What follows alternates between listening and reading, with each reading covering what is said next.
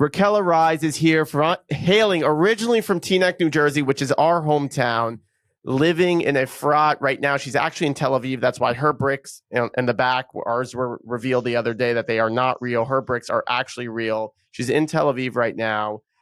I love about Raquella is that she was somebody who was actually engaging and enabling influencers to monetize their content. So she was in the influencer market, but not the front phase. And then she's realized, I really have to take a stand. And the influencers are not doing what they need to be doing to advocate for the Jewish people, to advocate for the pro-Israel advocates, to really show the world what is going on in the business world. It's very similar to what we were doing, that we were just wanted to talk about business and finance and money and stuff like that. And then October 7th happened and we said, we cannot stay silent. Raquella Raiz, and I love it because she's rising up to the occasion, is stepping up and is somebody who's using her platform very differently than what she actually wants to set it out for. I reached out to Raquella on LinkedIn because she's a killer on LinkedIn. If you see her picture, it's Wonder Woman. And I think she's done more for the Jewish world right now than Gal Gadot. Unless Gal Gadot wants to come on our podcast, then we'll have a different conversation. Those are the two options, Gal, for you. And we have an opening. If you don't mind. We have an opening. Raquella, give us a 2-minute background about you. We're really excited to have you on, and our listeners want to hear from you. People have told me, who's this girl? I said, I don't know. I got to talk to her. So that's the end of it. Okay, well, this girl right here owned a video production company with a focus on social media and sold that about 3-4 years ago. Then she opened up a travel tech company, and it was for the creator economy, for the influencers, and I believe that we're frozen. So I keep going. Is this what we were talking about? And then I opened up a travel tech company with a focus on the creator economy. So we enabled influencers to monetize their travel content. And just like you said, I was posting content, for business purposes, for commercial purposes on LinkedIn, on Instagram. But once October 7th happened, it completely switched my mentality around advocating for Israel and the Jewish people and making sure that our voices are heard. Thanks for having me on your show. Very excited to have you on. And there was a secret that you told us beforehand, what you did before you made your $10 million. What was that thing that you were doing before you sold the company? You're going to have to wait until the end of this podcast to find out. Okay, fine. All right, everybody stay tuned. Raquella, so you've changed really your perspective right now on advocating for pro-Israel. Has that been something that's been positive for your business? Has that been something that's negative for your business? What has it done for your business in general? Because a lot of people are scared to talk. And I was speaking to an influencer yesterday, and she said, if I speak up, I will lose my business. And right now she's struggling. So she's really scared to actually speak up, and she really wants to. And people are upset at her that she didn't. So what has it done for your business, and how have you? But we know people that influencers that have mentioned to us that they have lost business. So not just that they could lose business, but it's actually happened. They have lost followers. They have lost business. It's such a great question, and there's so much sensitivity, and it's really just a unique case by case. Everybody has to really understand their framework, and if they have the privilege to be able to speak up so loudly the way I have. I mean, I've been abrasive and just relentless in speaking up. At the very beginning, I would post up to 25 times in a day on a single platform. So I was just relentless. I was pissed off and I was terrified, to be completely honest with you. And something that some of my longtime supporters on social media will know, that fear is my fuel. When I'm afraid to do something, I activate. So all of this was a melting pot for me to go into this understanding that I needed to say something. I had to. I'm tucking my children into bed in our bomb shelter every night to this day. I'm walking around in my own house, armed with a gun, in my own living room, looking over my shoulder. So this was a reality. And for me, I understood that I am in a position, not only can I have the privilege to be able to speak up because I own my own company, but I have a duty to speak up because people like me, my neighbors, we're all discussing what's going to be our safe route if Hamas comes into our yishuv. and start burning everything up, where are we going? You know, these are the conversations that we had in the first week of the war. And the impact, just to go to your question, the impact of the content that I've been posting on my business has been astronomical in the most positive way. I've built such a network of people who have been both Jewish and non-Jewish, who have reached out just to say thank you for posting so much. Thank you for saying what I'm feeling, that I don't have the words. I can't articulate how I feel, but you've been able to do that. And a lot of them, I honestly can't even share with you just yet what that has turned into and what that has parlayed into business wise. You know, in the next 6 months, hopefully I'll be able to share this information. But the network itself that I've built because of sharing so openly and proudly has been so surprising to me. And I've heard this as well from Caroline D'Amor. I hope I'm not butchering her last name, but she's been a staunch ally. And she talked about how I believe that she lives in LA, but she lives somewhere in the US, right? And she started talking about Israel from day one, saying that I'm not Jewish, but I need to speak up for the Jews, and here's why. And she would go on and just simply say it's the right thing to do to speak up for Jews. And what she mentioned in some of her latest content was that she anticipated the hate, and what she got a lot of hate, but what she didn't anticipate was the tremendous amount of support and love and the support that she got to her own business as well. She's an entrepreneur. So she didn't even anticipate all of this opportunity almost, or support and network that she was able to garner just by speaking, and that she encourages more people to speak up, because there's a tremendous amount of individuals who are pro-Israel who aren't necessarily speaking up, but want to amplify others who are. And they're very unique individuals within that camp. Absolutely. And that's really how we felt on October 7th. So my past is I was a Chayil Boded, I was a lone soldier, and I served on the Gaza border. I knew a lot of the families that were killed, that were murdered, that were raped, all that stuff. And so it hit me very close to like, I wouldn't call it PTSD, but I just a reliving of the time that I spent in the Army. And I said, I can't sit quiet.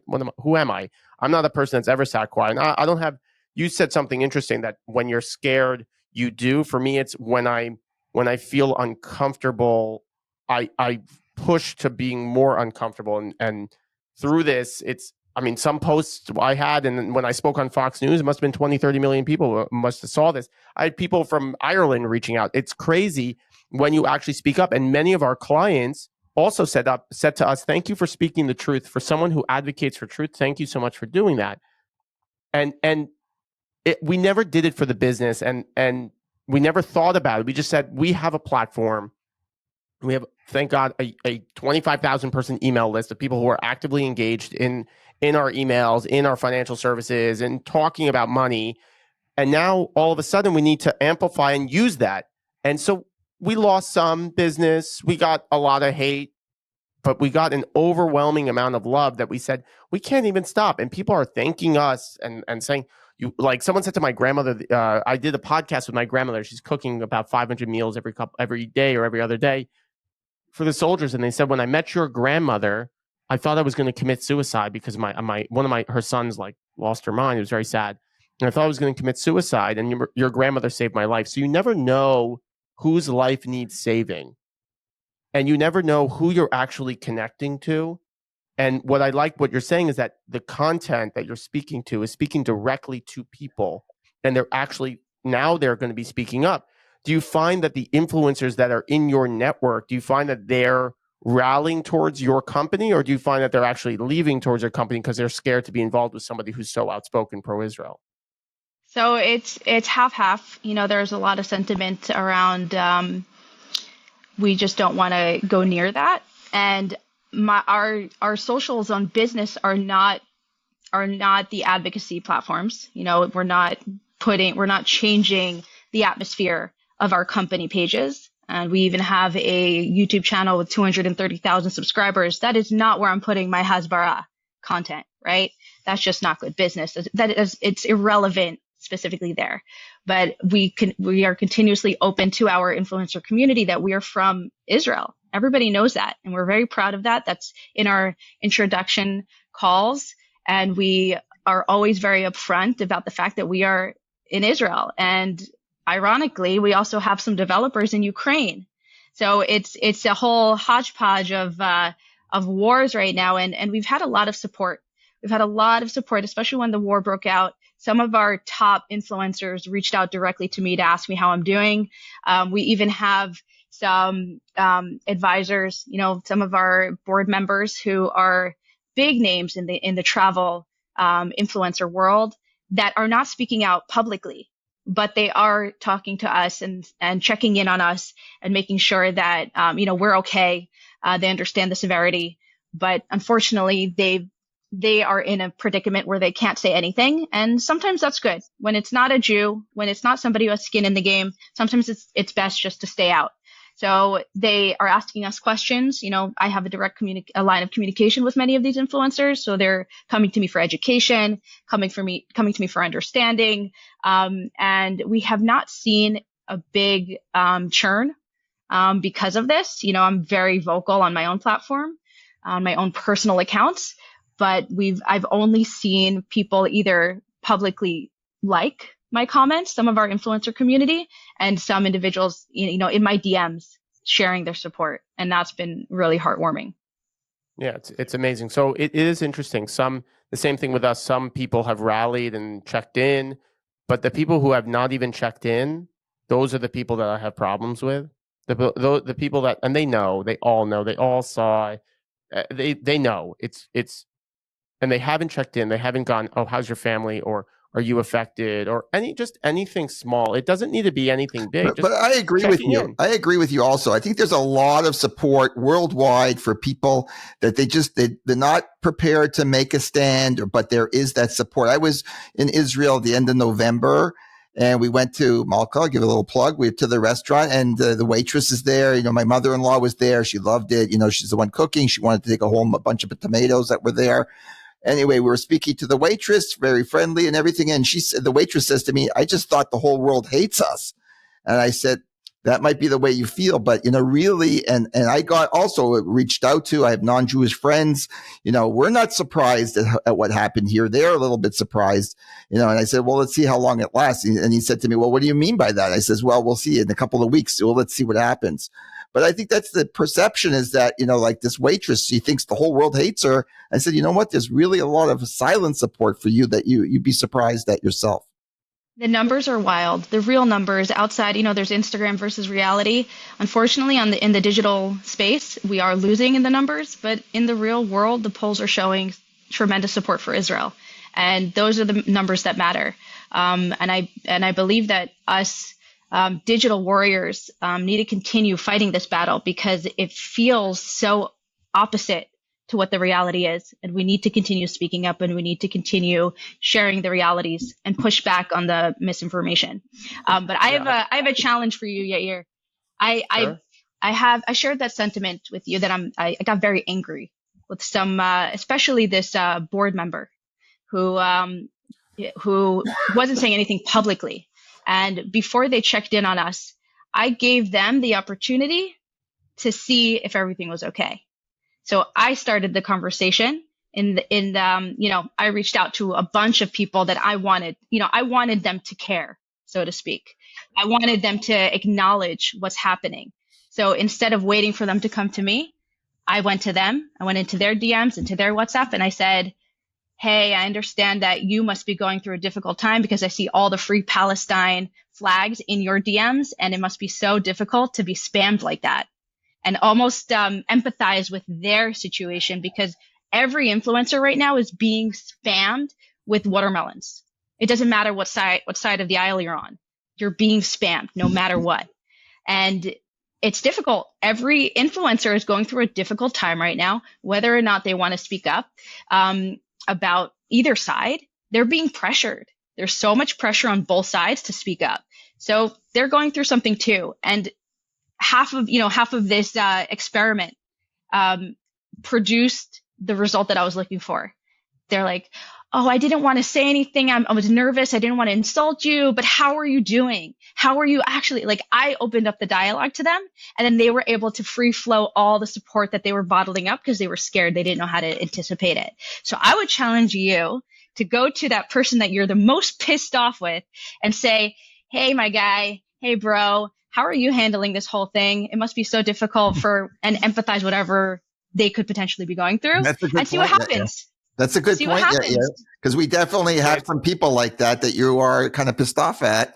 That I'm not going to mention any names, but whatever. And that's not actually. It's a good way to turn the tables. Turn the tables back on him. It controls the dialogue, and it opens up an opportunity for them to empathize, which is also a win. Because at the end of the day, what we want to do is bring more people to our side in empathy and understand that you can sympathize with Israelis. Doesn't matter what you think, you can have sympathy for Israelis and Jews around the world. So if there are people who are mixed, who are unsure, and if they're not speaking up in either direction, that's the perfect person to give the opportunity to come to our side. I like that a lot, actually. I don't know. The one person that my dad and I are thinking of could write and fund the entire. He can provide a helmet. It doesn't matter. It doesn't matter. This is, but Raquella's got a great point. I mean, and you don't even know, like, when you talk to people, what's going on inside of them, and it might be, it might be that a conversation like what Raquella's suggesting could, maybe you may never even, you might not even know the influence, but it's the right approach. So does this person start? Does the name start with a G? No, the name starts with a Mayron.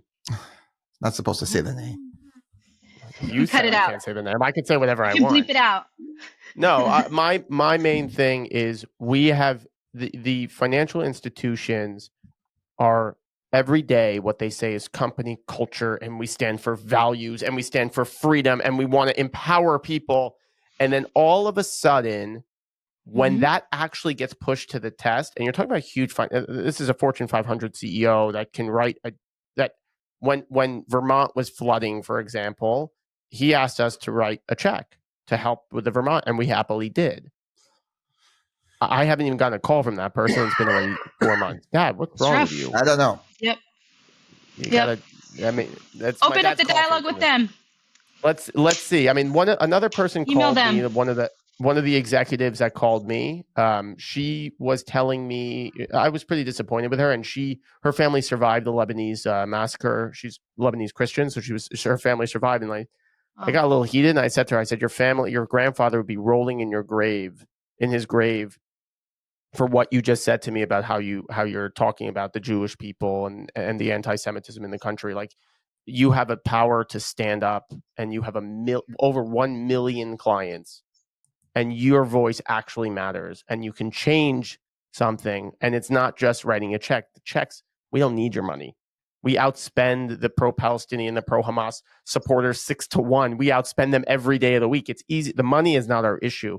It's to show everybody that we're not alone. So you challenge me. I challenge the audience, and I challenge your world and your market to, if you're not Jewish, also stand up. Tell a Jew that you know, and everybody knows one, and it could be on Instagram, it could be on LinkedIn. Just say to them one thing: we love you, and we're not alone, and you're not alone. That's all you have to say. So I was in Israel a couple of weeks ago, and I went to Hostage Square.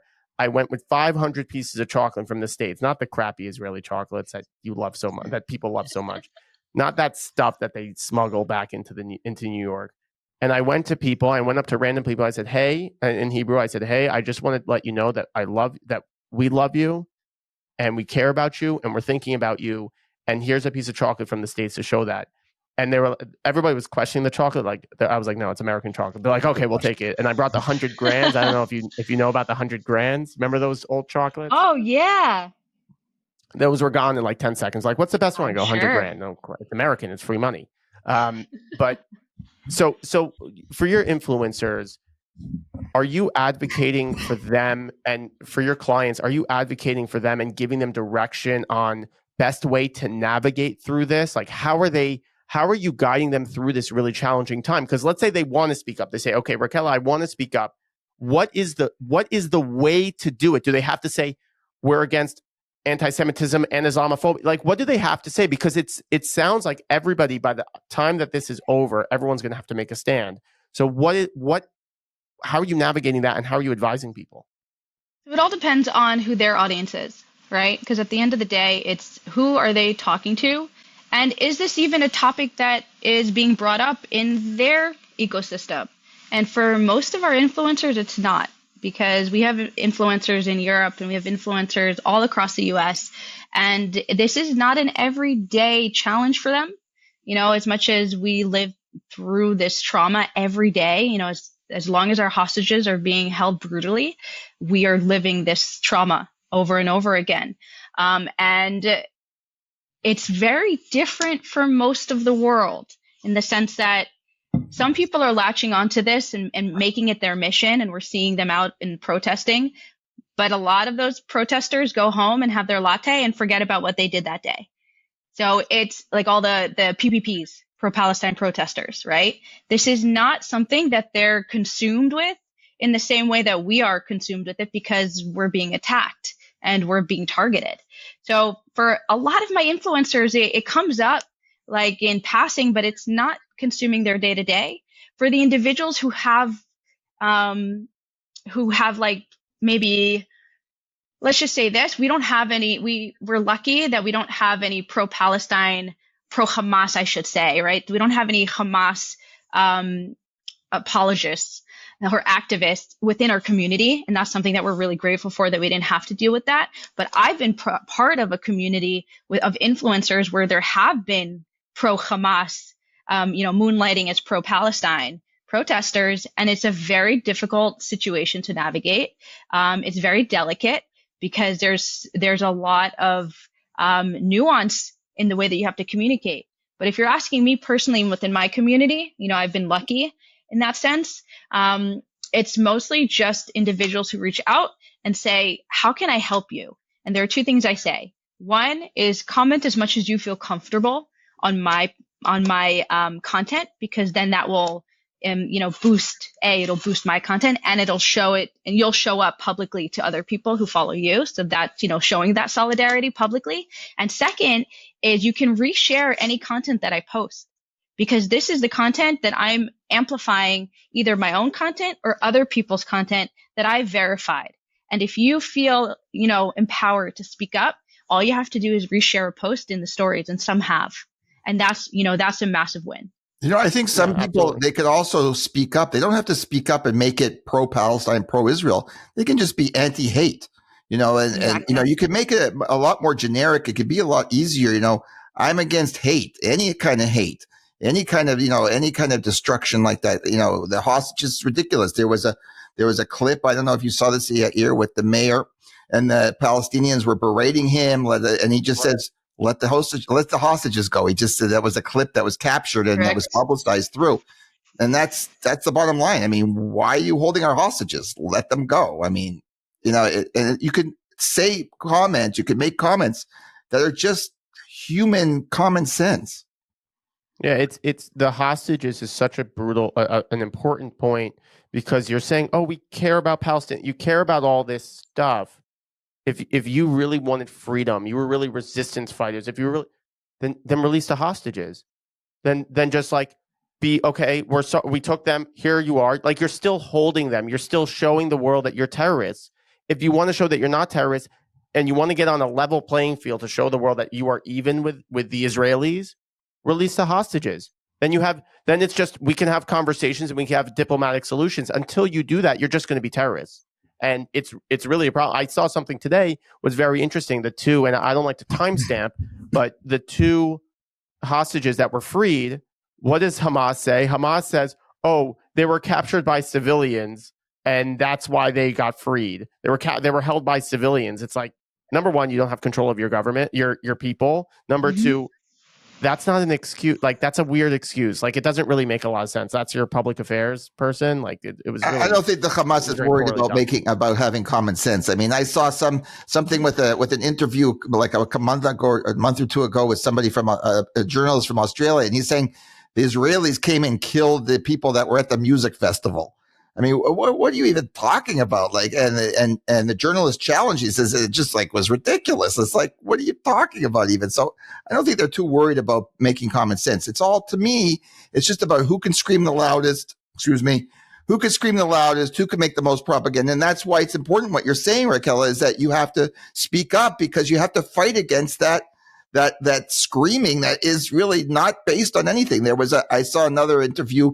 Someone went to somebody that, at one of the protests. I'm sure you saw this, and they're interviewing some of the protesters there and say, well, what's it about? What does it mean? What sea? What from the river to the sea? What river is it?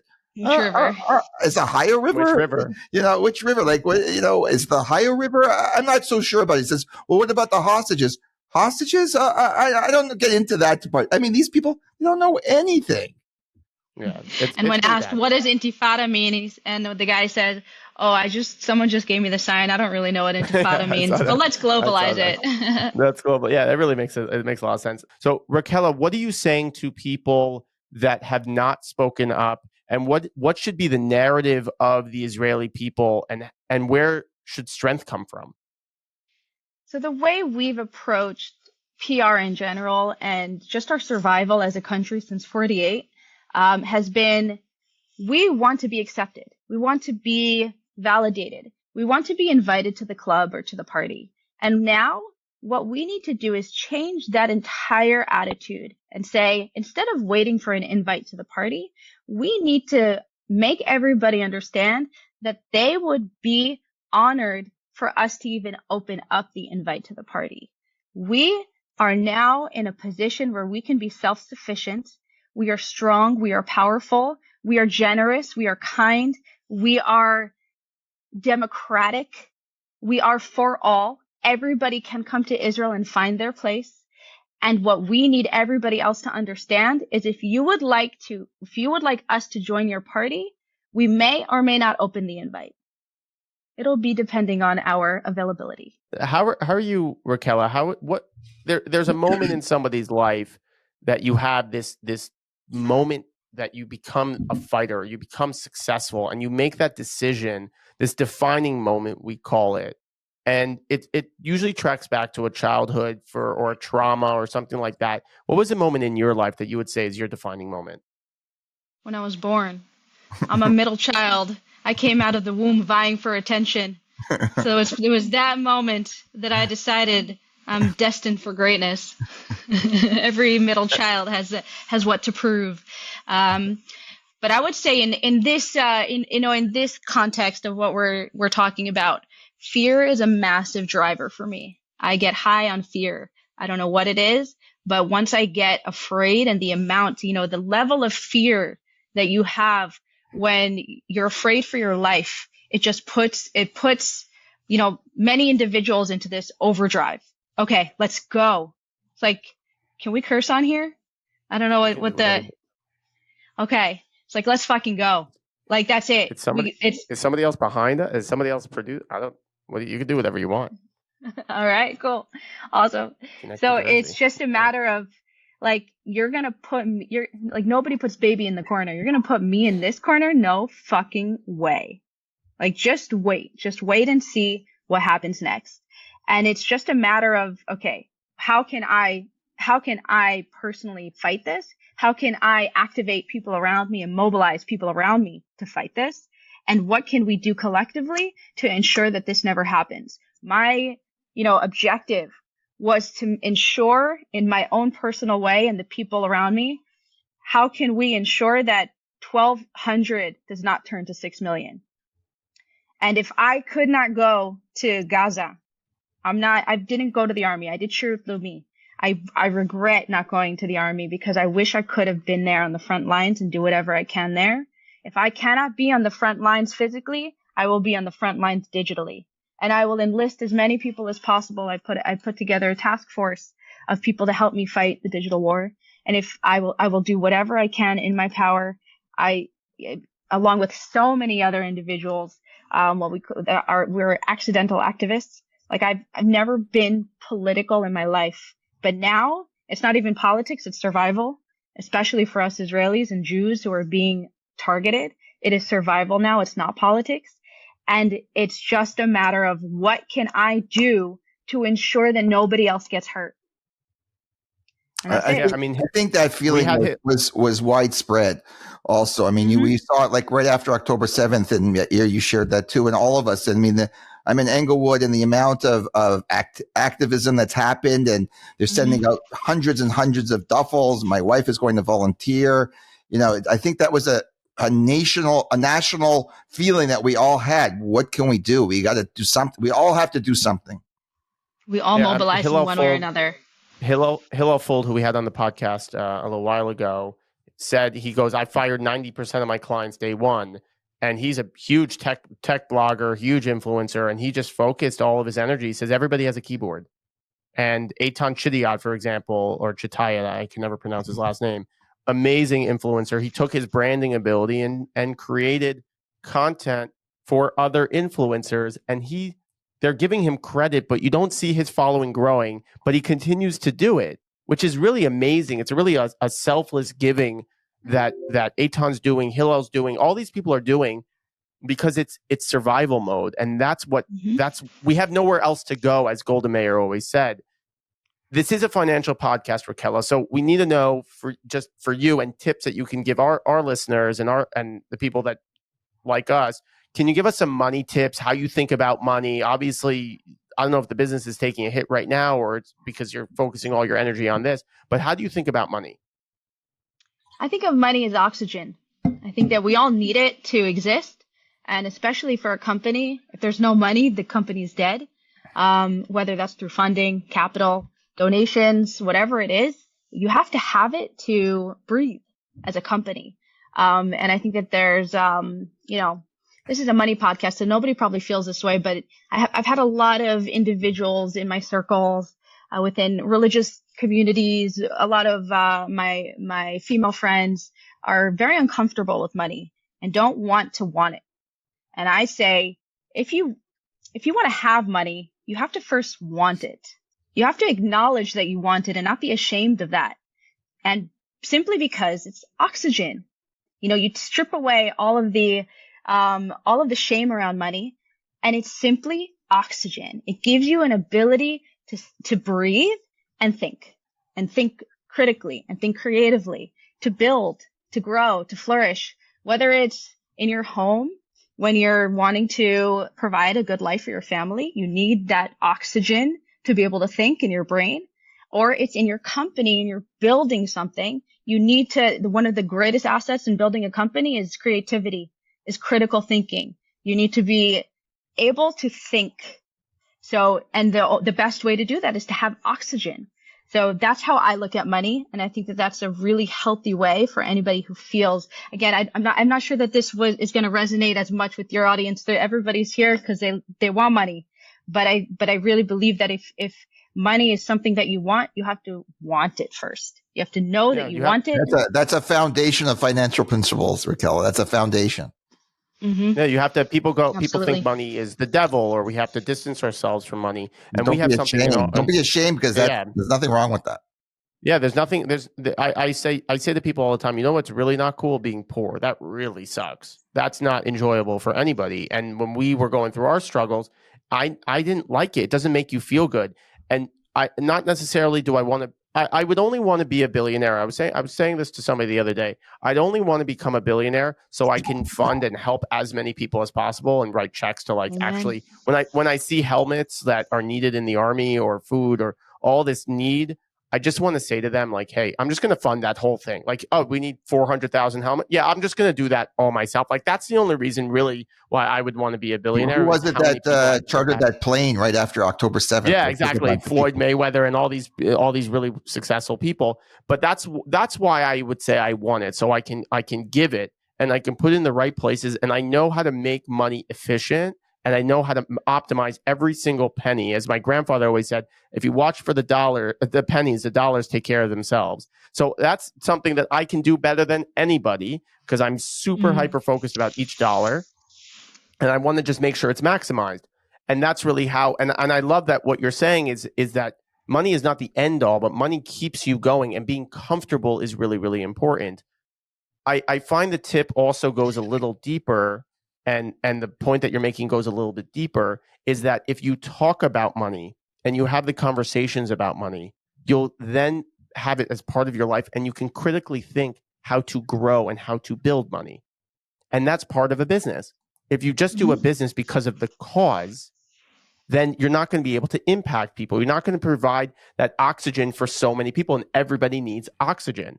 So if you put money in the center of what you're doing, that it provides revenue and it provides value for people, then you can then spread that, and your message can be spread even better. And that's really what you're doing. You're providing oxygen for people, and you're providing comfort for people when people are uncomfortable.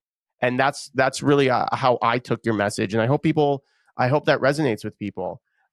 If you had one value that would epitomize you, what would that one value name be? I mean, I want to be a billionaire so that I could have a yacht and a private jet. I don't care about that. After all that conversation. I don't like boating, and I don't like boating that much. Private jet would be good. Private jet would come in handy. I want a private jet. Just for the convenience. I want a private jet. Right. You know how you guys Gary V followers, supporters? So you know how I know Gary V. Okay. So you know how he always says he wants to buy the jets? I just want one. I just want to buy one. Yeah, he's selfish. A private. I want to buy a private jet. Yeah, but he thinks he could turn the jets around. He can't turn the jets around. I don't care how much branding you do. He wants to flip them. That's his jam. He just likes to flip shit. Yeah. That's it. But value, I would say that one of my core values is generosity. I really love this concept of giving because you get the most when you give. And it's not when it comes with expectations. It's when you literally give without any expectations.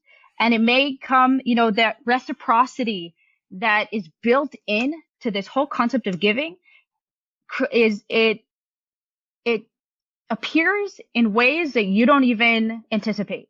For example, if you're going to help Bob might know Billy, and Billy might know Sally, and Sally might be the one that actually comes back to you because she heard from Billy that you helped him out. And she's like, oh, I want to do business with you. You just have no idea the impact of what you can achieve when you are generous. And one of the things that I try and do is be as generous as possible with the energy that I have, as much as possible, to whatever I am privileged to be able to give out. So that is something that I try and live by. Do I succeed in that? Sometimes yes, sometimes no. And I don't put shame when I don't succeed in that because You're human. That's not 100% all the time. But you strive towards that goal, which is amazing. And we agree with you 100%. We feel like that as well. It's giver's gain. It's a sincere, just genuine interest to help somebody else out. Besides the fact that who knows where it's going to come back, but just that genuine feeling of helping somebody. Yep. Raquella, what did you do? Now it's the end of the podcast. What did you do before you made your millions? You got to tell everybody. I was a hip hop dance instructor. Nice. I was a hip hop dance instructor. Why was it such a secret? No, it's just to give you guys something to keep the audience hooked and to retain the audience until the end of the podcast. What do you mean? Everybody here is calling you up to fly in your private jet. So that's a real hook. No, the hook stays because it's good content and we're authentic and we're real, and you're authentic and real. And there's nothing more than we appreciate more than you coming on. But most importantly, and the reason why I reached out was because I want to say to you that on our platform, we want to have you two and understand that there's people who are seeing it that are also being outspoken, that are not in your wheelhouse, that are talking to a completely different crowd and a completely different community. And we want to show you that you're resonating. I unfollow like 95% of my LinkedIn connections, but for you, I did not unfollow. And because it's amazing what you're doing, and you're advocating and you're fighting every single day. And what you're doing is changing the world for better. And what you're doing is you're really waking people up to what you're doing. And it's amazing. And we really appreciate what you're doing. And I said what you're doing 100 times because you're actually doing. That's the reason, because you're actually doing. That's why I can talk about it, and that's how we feel. Let's find out where we can find her. Let's Raquella, give us your shameful plug. My shameful plug. I mean, I love LinkedIn. I love interacting with the people on LinkedIn. So that is my strongest platform. You can find me on LinkedIn at Raquella Raiz. And that, that's it. Just find me there, and everything else is clear from there. There's no other shameless plug. It's all right there. And feel free to DM me. Feel free to reach out to me. I'm on Instagram. I'm on LinkedIn. I'm on YouTube, Facebook. Feel free to reach out to me if there's anything I can do to help.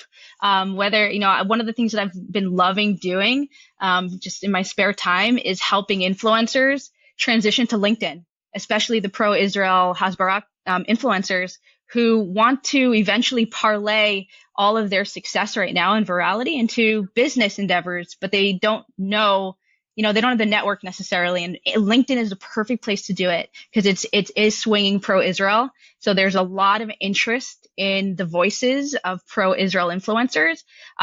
It's so much more fun to have more influencers on LinkedIn also who are more creative.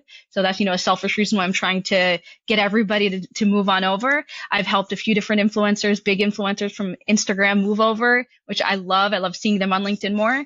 And so if anybody needs help with that, I'm super happy to help, individuals hop on over. But really, if there's anything I can do to help anybody in regards to Hasbara, social media, another thing that I'm trying to do right now is parlay all of my attention. I've gotten so much attention, 13 million impressions on LinkedIn in the past 90 days, which is just bizarre to me. And I've gone viral before. I have 160 million views on one video on YouTube. But this specifically, and that's not for Hasbara, specifically for the Hasbara efforts, I want to parlay as much of my attention as possible to do good.